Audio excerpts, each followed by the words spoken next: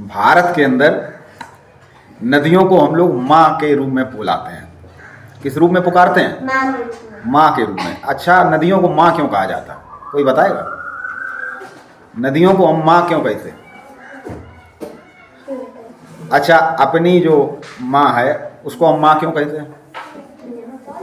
क्योंकि वो हमको जन्म देती है, इसलिए हम उसको माँ कहते हैं। सबको तो माँ नहीं कहते हैं। मम्मी तो हम एक ही को कहते हैं कि पूरे गांव में किसी को भी मम्मी कह देते हैं? नहीं। क्यों? क्योंकि वो हमको जन्म देती है। इसी तरह नदियों ने भी जन्म दिया है। किसको? नदियों ने किसको जन्म दिया? सभ्यताओं को। हमारा जो समाज है, हमारी जो सभ्यता है, उसको जन्म किसने दिया? नदियों ने। क्यों? क्योंकि मनुष्य जो है पहले खानाबदोश था, शिकारी था, हंटर था। उसके बाद जब उसने कृषि करना शुरू किया, बस्ती बनाकर रहना शुरू किया, तो नदियों के किनारे ही रहना, और जो भी उसने विकास किया, बौद्धिक विकास, आपने देखा होगा पहले के ऋषि मुनि भी नदी के किनारे ही रहते। तो हमारा जो समाज था, आज जो भी कुछ हम देख रहे हैं, जो हमारी सभ्यता का विकास हुआ, वो नदियों के किनारे ही हुआ। तो सभ्यताओं की जननी है नदी, इसलिए हम नदियों को माँ। जितने भी बड़े बड़े नगर आज की तारीख में, जितने भी बड़े बड़े नगर आपके आसपास हों, किसी न किसी नदी के किनारे बसे हैं।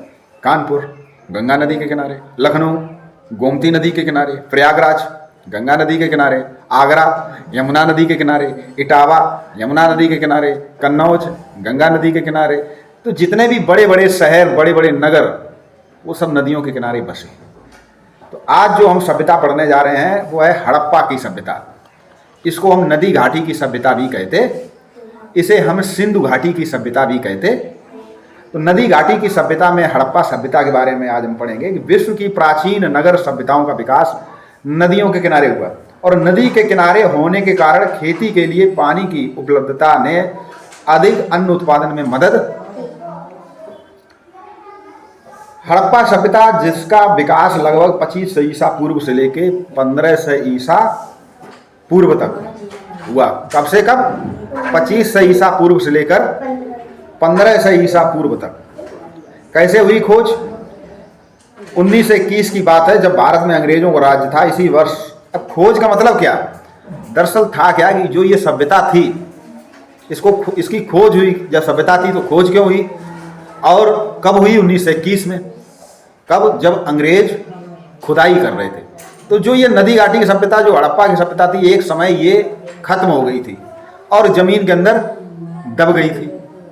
लेकिन जब खुदाई हुई तो कार्बन डेटिंग से, वहाँ से मिले हुए सिक्कों से, वहाँ से मिली हुई चीज़ों से, वहाँ से मिली हुई लिपि से हमने जाना कि ये हमारी सबसे पुरानी सभ्यता है। और इसको हम सिंध प्रांत में एक गांव है जिसको लोग मोहनजोदड़ो कहते हैं। मोहनजोदड़ो क्यों कहते हैं? मृतकों का टीला, क्योंकि मरे हुए लोग वहाँ पर दब गए थे। ठीक है, इसलिए कहते हैं। हड़प्पा सभ्यता जो थी वो सबसे पहले हड़प्पा में ही मिले थे।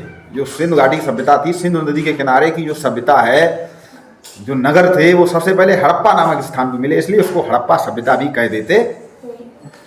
धीरे धीरे आगे की खोज हुई और कई जगह फिर नगरों की खुदाई हुई। तो इस सभ्यता के कुछ क्षेत्र आज पाकिस्तान में है।